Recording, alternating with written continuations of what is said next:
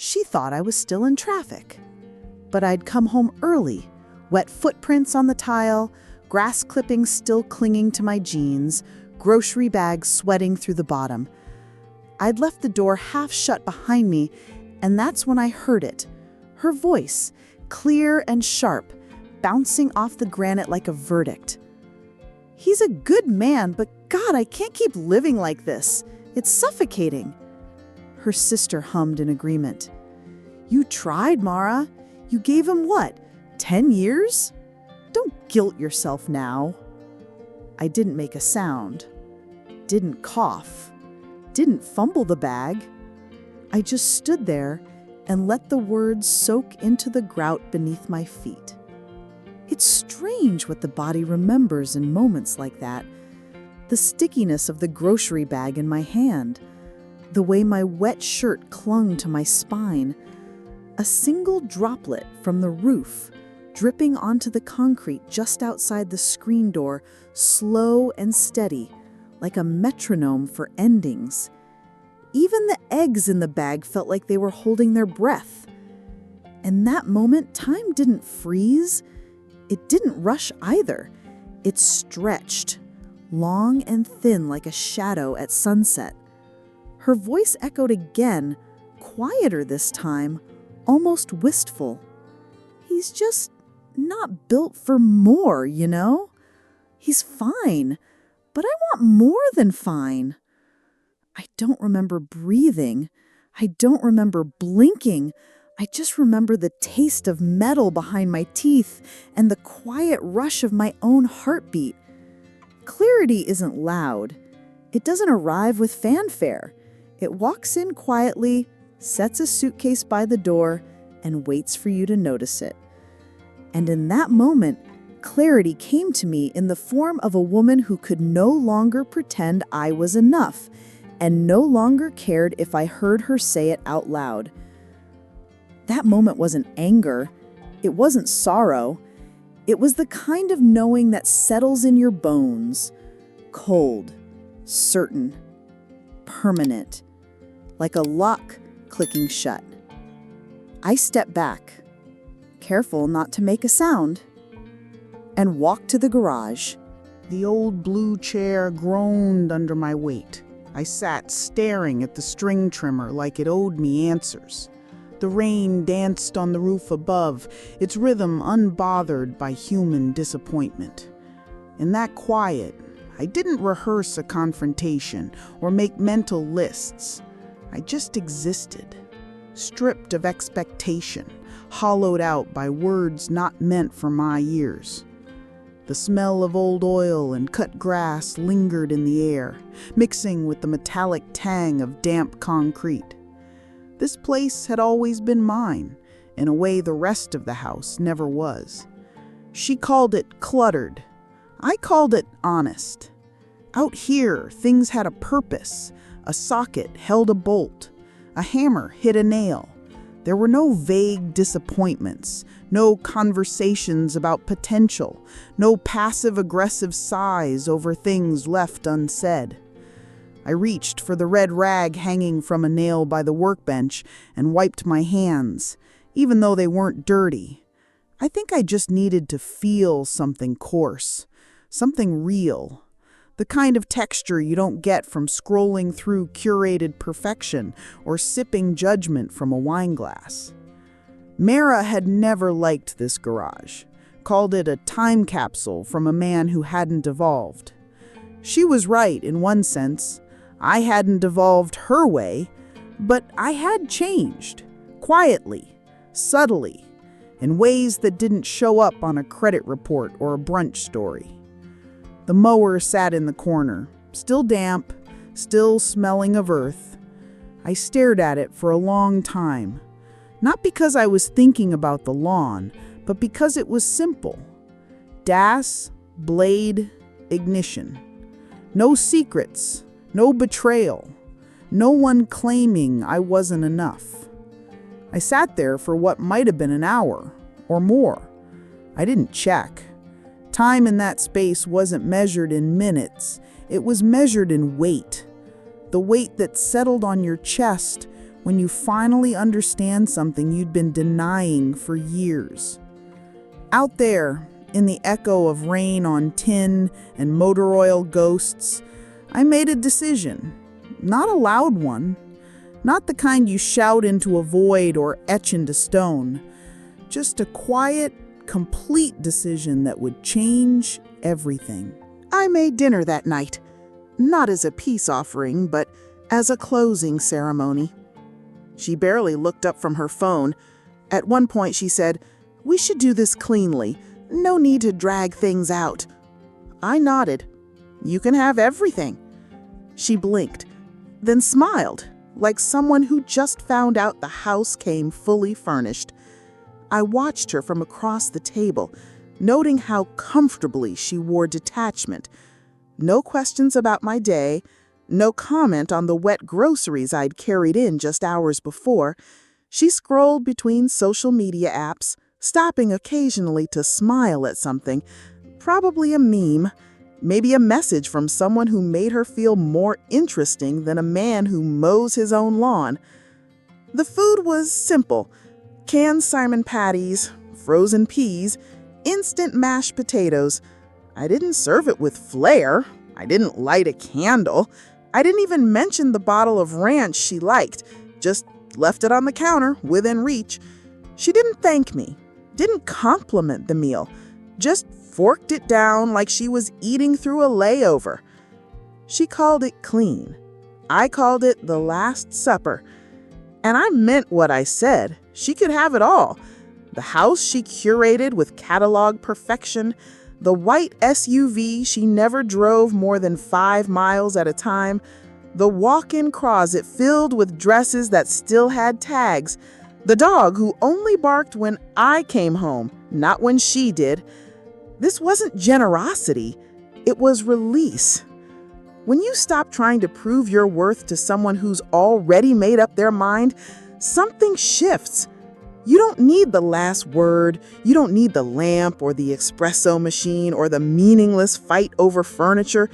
You just need air and space and your own name back. That night, I slept on the couch. Not because she asked me to. She never would have bothered. I just didn't want to share a bed with someone who could scroll through the end of a marriage with one hand and hold a glass of wine in the other. In the morning, she was already gone. Pilates or brunch or maybe both. The dishes were still in the sink, her half of the bed still pristine. I made myself coffee, black, no sugar. I liked the bitterness. It helped me think. By the time she returned, the papers were already requested and the plan was already moving. She just didn't know she was no longer the one drawing the lines. The email came late on a Thursday night. Subject line, "Let's be adults about this." I opened it slowly, even though I already knew the contents.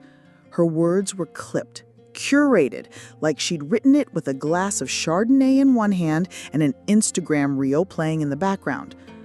"I think we should just keep this amicable. No lawyers, no courtroom drama. Let's just sign what we need to and move forward like adults." I read it twice, then again. There was no mention of love, no hint of hesitation, just logistics dressed up as grace. I replied the same night. "Agreed. I'll have everything ready." My tone was neutral, polite. I didn't thank her for her maturity. I didn't echo her suggestion.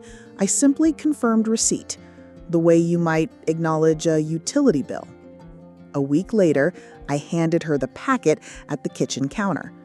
She was putting on mascara in her phone screen, already dressed for a lunch I wasn't invited to. She took the folder without looking up, flipping to the signature page with casual indifference. "Do I need to read all of this?" she asked. "No," I said. "Just page 7 and the back." She signed with the confidence of someone who thought they'd found a shortcut. Not a single question, not a single glance at the name on the document. Not the name she married, but the name I'd quietly reclaimed. She didn't even notice it was different. "Anything else?" she asked, slipping the pen back into her oversized bag. I shook my head. "Just email it to the notary. I already paid the fee." She nodded and left the house 5 minutes later. No hug, no pause, not even a glance toward the garage. Later that day, she sent one more email. The subject line, "Thank you." In it, she wrote, "You've been surprisingly civil. I appreciate your grace. I hope you find happiness someday." There was no attachment, just that line. I replied with 2 words, "Already did," and attached the signed paperwork. Then I closed the laptop, stood in the quiet of my half-packed living room, and took one last look at the framed photo on the mantel.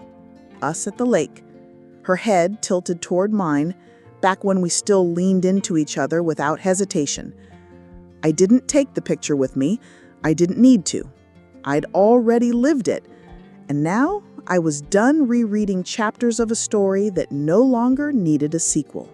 2 years before the signatures dried, I had changed my name.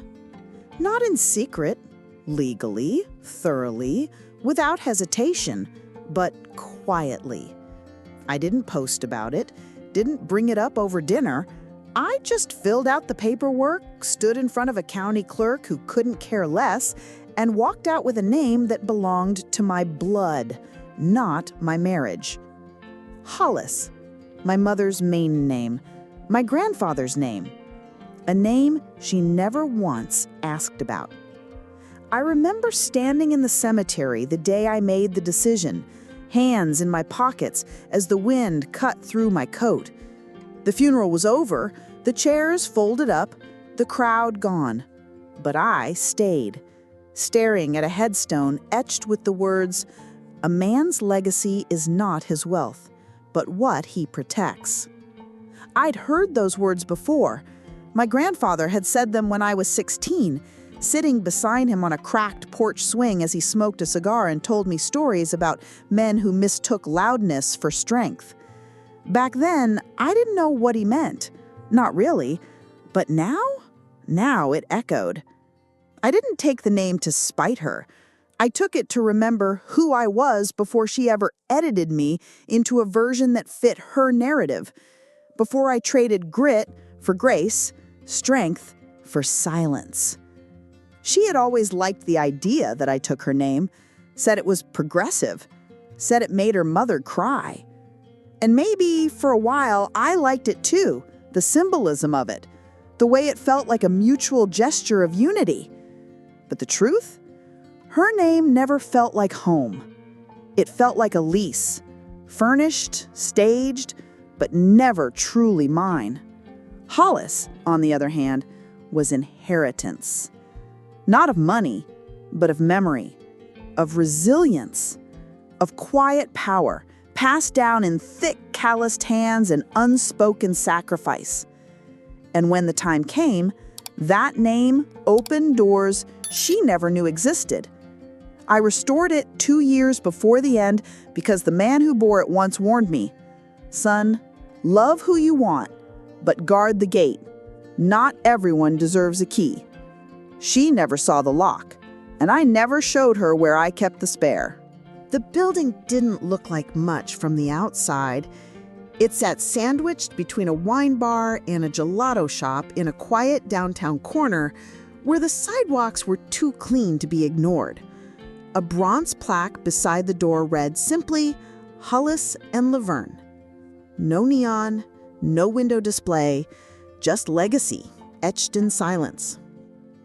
I stood there for a moment, dressed in a charcoal suit I hadn't worn since my cousin's wedding. The collar felt tighter than I remembered, but it fit. Not just my body, my posture, my decision, the life I had stepped into without apology.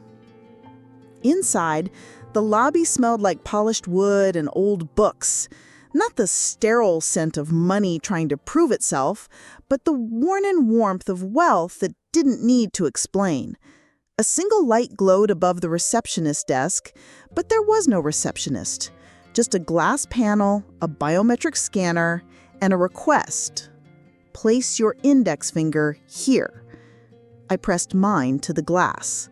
A soft chime, then a mechanical click. The door opened, slow and deliberate.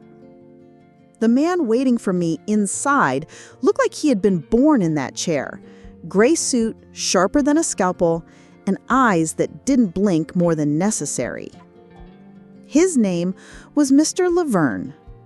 He stood, extended a hand like it was the final piece in a ritual. "Mr. Hullis," he said, and for the first time in years, I heard my name spoken like it mattered. I took his hand.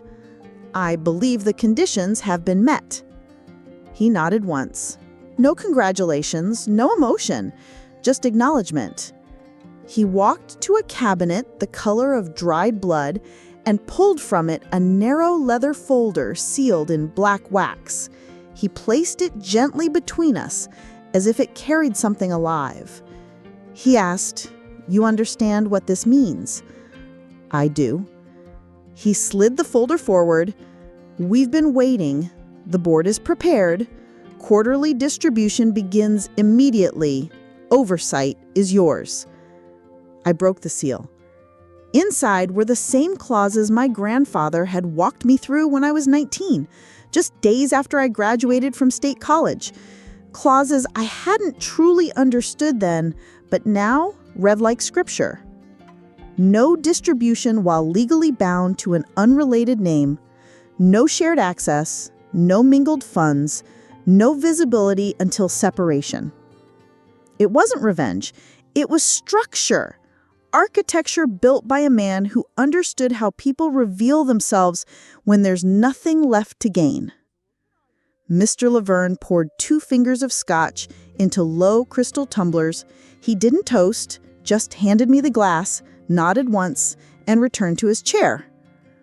We sat in silence, the kind that doesn't beg to be filled. And as I looked around that room, oil paintings, brass lamp, velvet drapes older than my marriage, I understood something I hadn't until that moment. This wasn't an inheritance. It was a restoration of dignity, of intention, of everything I'd almost forgotten I was raised to protect. Outside, people ordered gelato and took selfies under wine bar signs. Inside, legacy moved forward without applause. She wore the same smile she always used when telling half-truths, wide enough to suggest confidence, but tight enough to hide the tension underneath. From my seat across town, I imagined her sitting at that sunny patio table surrounded by mimosa glasses and women who performed friendship like it was an audition. She tilted her sunglasses just enough to make a joke land, forked a piece of avocado toast, and said, "He didn't even put up a fight, just handed me the house, the car, everything, like he was grateful to be let go." They laughed. All of them. Big, throw-your-head-back brunch laughter, the kind that drowns out doubt. Someone probably clinked a glass. Someone probably said, "I wish my ex had been that easy." What they didn't know, what she didn't know, was that while they passed compliments around like syrup over pancakes, the boardroom I had walked out of less than 48 hours earlier had finalized a quarterly plan worth 7 figures. The timing was almost cinematic. While she was holding court over artisan pastries, a quiet notification was arriving in her inbox. An email she wouldn't read until the buzz wore off. An automated message confirming the transfer of title on a house she no longer had a right to be smug about. She once told me that power is about visibility, about who sees you win. But what she never understood is that the loudest victories often fade fastest, and the ones earned in silence, they last. While she posted an Instagram story captioned #FreshStart with a boomerang of champagne bubbles, I was sitting on a bench 2 blocks from the law office, sipping black coffee from a paper cup and watching a leaf circle a storm drain. That, to me, felt more real than anything filtered. Her brunch wasn't a celebration. It was a performance, a dress rehearsal for a future she assumed had been secured through cleverness and compliance. But the thing about hollow victories is that they echo, and echoes have a way of returning to the source, louder than expected. She picked the place, of course. Some sleek downtown bistro with reclaimed wood walls, Edison bulbs, and the kind of menu that listed ingredients as if they were movie credits. I arrived 5 minutes early. She arrived 20 minutes late. When she walked in, the air changed. Not in a romantic way, but the way a thermostat might shift when someone leaves the door open too long. Heads turned. She liked that. Always had.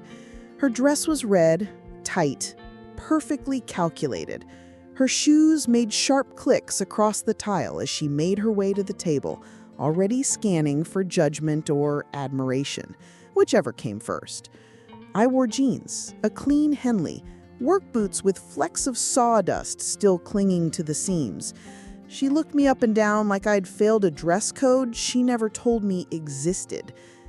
"Did you come straight from a job site?" she asked, sitting without waiting for an answer. "Something like that," I said. She ordered wine before I even picked up the menu. Something French, something she couldn't pronounce 3 years ago. The waitress looked to me. "Burger, medium, water's fine." The silence that followed wasn't awkward. It was surgical, like we were both being dissected in real time. Her for signs of regret, me for signs of weakness. "I thought it would be good to have closure," she said finally, "for both of us." I nodded. Sure, closure. She talked for a while about her personal brand, about possibly launching a blog, something about wellness or minimalism or maybe both. I didn't interrupt. I didn't comment. I just listened. I've gotten good at that over the years. Then she leaned in, dropped her voice half an octave, and said, "I hope you find someone better suited to, a simpler life." That was the moment, the reveal, the final assumption that I was still that man, still scraping by, still watching documentaries on a pull-out couch while she floated through life like a curated Pinterest board. I didn't flinch. I just leaned back in my chair and said, "Modest living never scared me. Beats being owned by your lifestyle." Her smile tightened. The waitress brought the check. I reached for it. "You don't have to." "I want to." She glanced down when I signed. Her eyes caught the tip. $500 on a $100 meal. Her lips parted slightly, then shut. No words, just a blink. I stood. "There's a guy I know. Restores old cars. Says your Ultima still got potential if you're done with the Beamer." She blinked again. "How did you—" I smiled, nodded to the door. "Enjoy the blog." I walked out without looking back. I didn't need to. Her silence followed me all the way to the sidewalk. It came in a plain white envelope with no return address, handwritten in a familiar, looping cursive that once signed birthday cards and grocery lists with little hearts over the eyes. But this time, it wasn't cute. It wasn't warm. It was cautious, maybe even desperate. Inside, one sheet of paper, no date, no salutation, just one sentence in blue ink. "I thought you were small.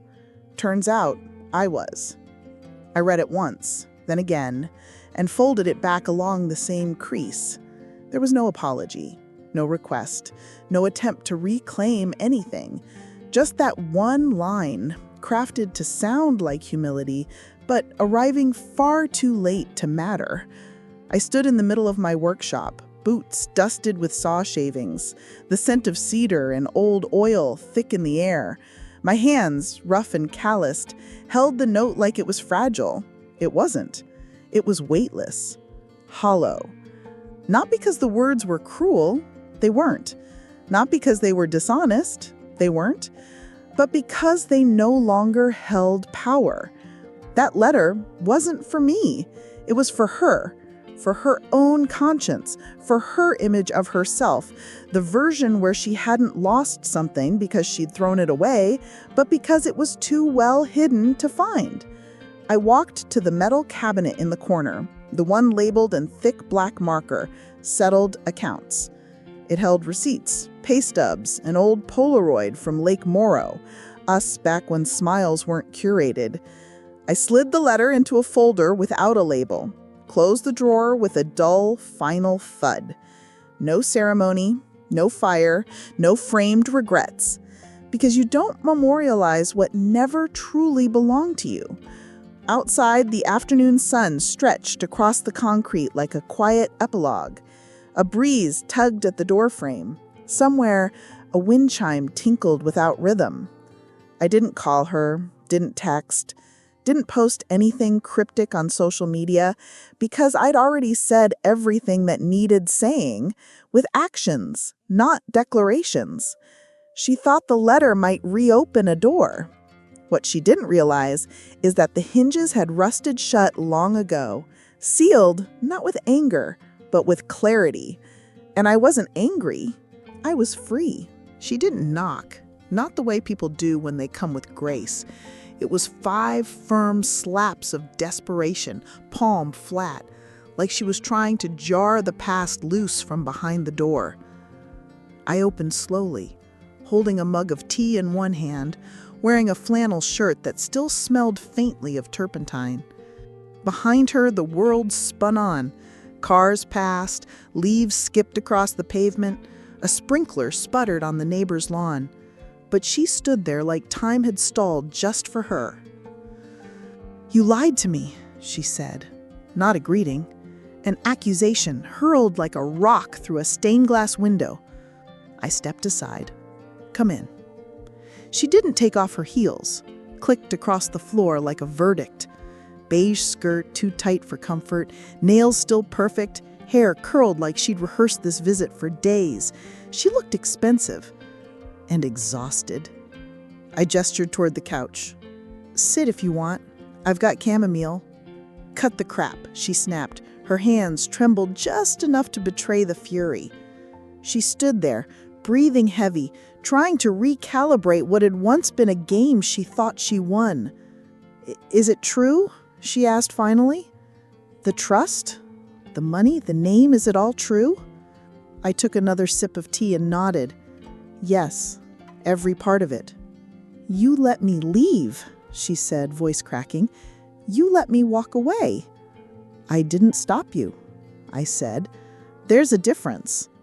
She sat, hard as if her legs gave out. Her eyes scanned the sparse room. No grandeur, no signs of wealth. Just the same old futon, folded laundry, a box doubling as a coffee table. "You never told me about any of this. Not your name, not your family, not what was coming." "You never asked," I said quietly. "And I stopped offering when it became clear you only valued what you could measure." "I didn't mean all that stuff I said, about your salary, about your ambition." "You did," I said, not unkindly. "And that's fine, because I meant everything I didn't say." She stared at me then, eyes wide with something between regret and awe. It was dawning on her, not just what she lost, but that she never saw it to begin with. She'd married a man and never bothered to ask what he was made of.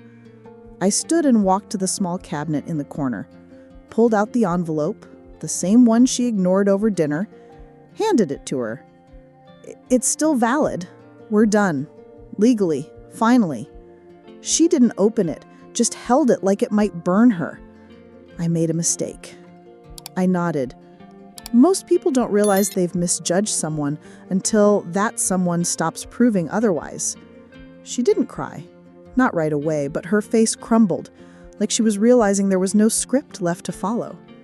"You never knew who you really were." "No, but I did." She left minutes later. No door slam, no dramatic exit, just the soft click of regret slipping out into daylight. And I finished my tea, calm, final, like a ghost refusing to haunt the house it once built. The article was tucked between a small-town ribbon cutting and a story about rising parking meter fees. Page 3 of the Midland Business Journal. Not the front page. Not bolded. Just quiet. That's where the real stories hide, in the spaces no one thinks to check. I saw it over black coffee, in a booth at a diner that still served breakfast all day. Vinyl seats, buzzing neon sign, waitress who remembered how I liked my eggs. I flipped the page, and there I was, shaking hands with the mayor beneath a banner that read Legacy and Leadership. The photo wasn't flashy. Navy suit, clean shave, eyes forward. The caption read, Mr. Redacted, sole inheritor of the Aikens Trust, pledges $1 million to the City Library Restoration Fund. They used my restored name. No mention of where I'd been, just where I stood now. I took a sip of coffee. The article was only 5 paragraphs long, but every word carried weight. Phrases like quiet leadership, multi-generational planning, and community-first approach. They didn't quote me much, just one line. Legacy isn't about inheritance. It's about discernment, quiet decisions with loud results. That line traveled farther than I did. By mid-morning, a friend texted a photo of the page. By lunch, it was posted on LinkedIn. By dinner, it was forwarded to her. She didn't find it herself. Someone else sent it. Probably a friend from spin class or an old college roommate.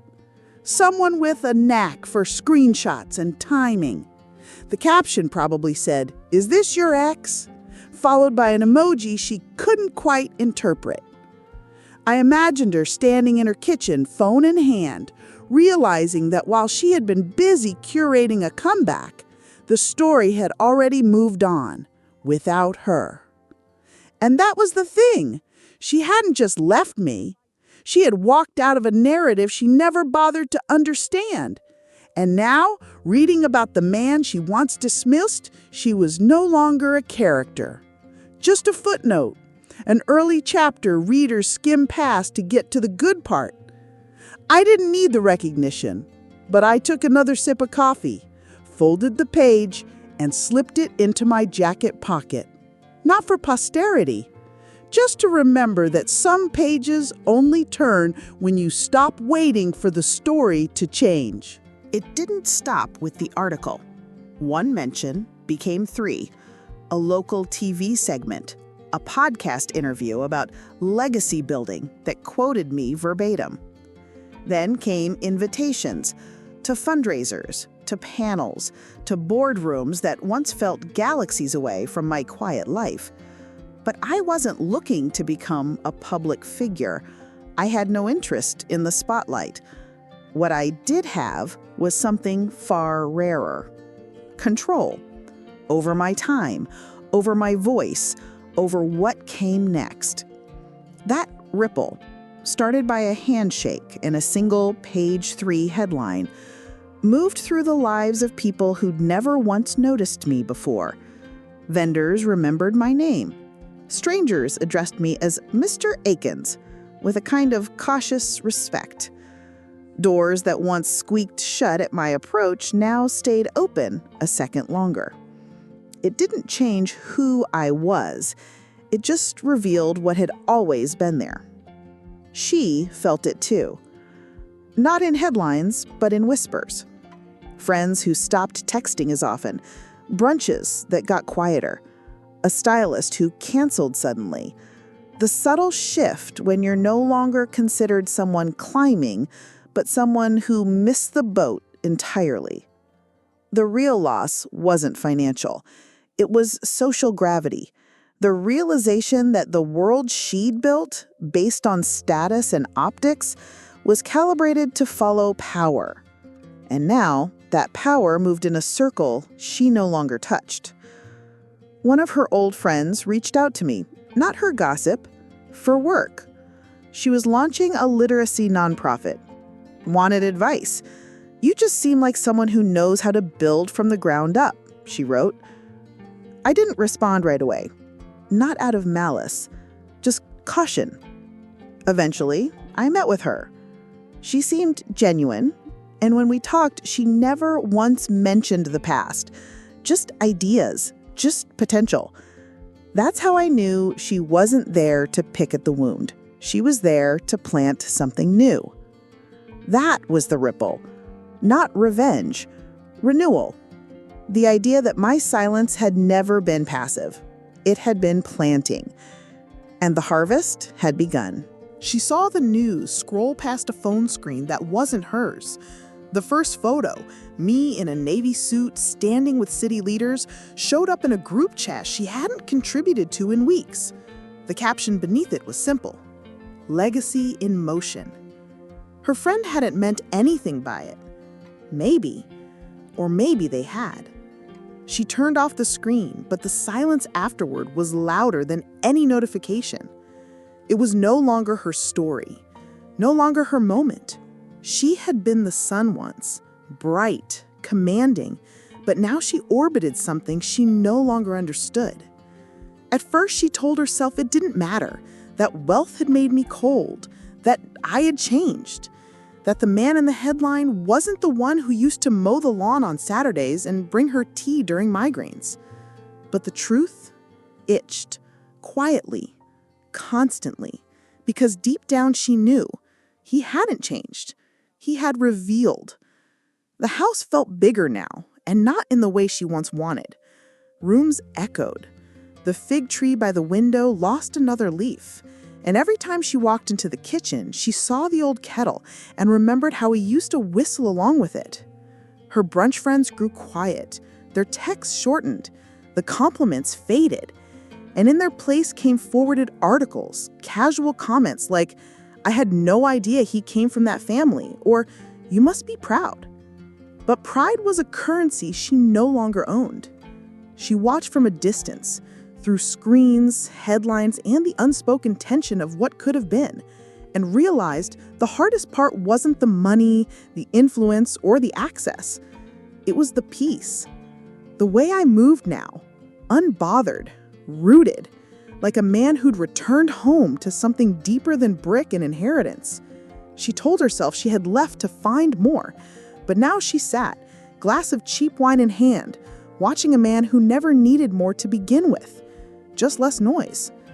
And now, there was nothing left for her to say, because it was her turn to watch, and mine to walk forward.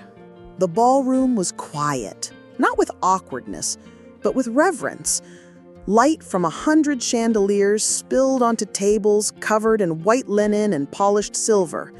Conversations rose and fell in gentle waves, punctuated by soft laughter, the clinking of glasses, and the hum of a quartet playing something old and elegant. I stood near the podium, my grandfather's pocket watch tucked neatly into my breast pocket, the chain glinting beneath the lapel of a tailored black tuxedo. To my right, the mayor. To my left, the chair of the Preservation Society. Both smiled when the MC called my name. As I stepped forward, I didn't feel triumphant. I felt steady, rooted, like a man who had walked through fire and come out cleaner than anyone expected. I spoke simply. "Some people chase legacy," I said, pausing just enough for the room to settle. "Others inherit it. But the wisest ones protect it."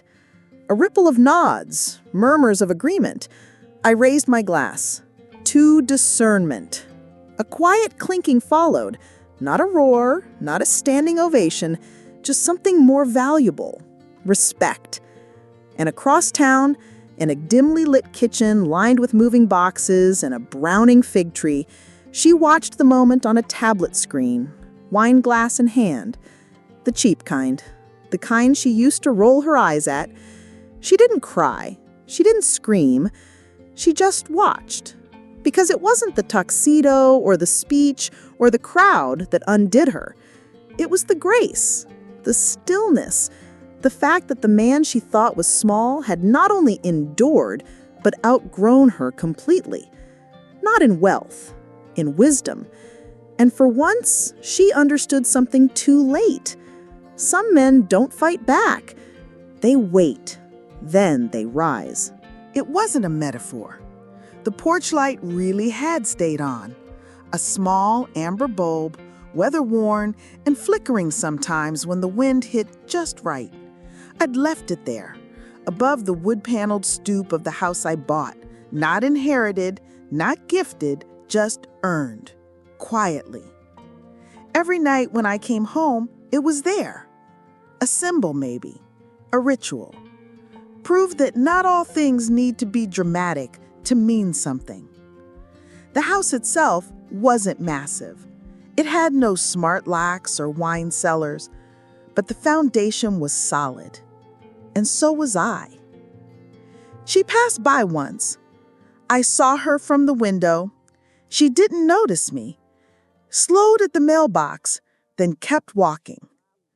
The look on her face wasn't anger. It was something gentler, something sadder. The look of someone realizing they'd mistaken shelter for confinement. I didn't wave, didn't open the door, just let her move on through the dusk like a chapter that had finished itself. Inside, the tea kettle whistled. I turned it off, poured a mug, and walked to the porch. Sat on the steps with my drink, letting the air settle around me. The porch light buzzed softly. Somewhere down the street, a dog barked. Someone laughed. The world didn't need to know who I was now. It already had enough headlines, enough whispers.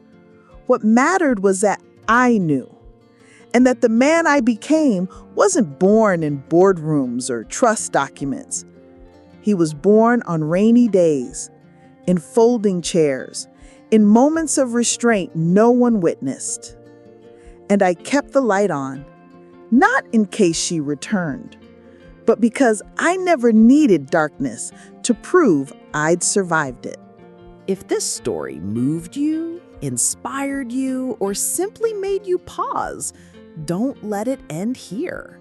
Follow for more long-form narratives that echo in silence and linger long after the last word. Share this with someone who's ever been underestimated. And if you're a storyteller yourself, remember, sometimes the best way to speak is to wait.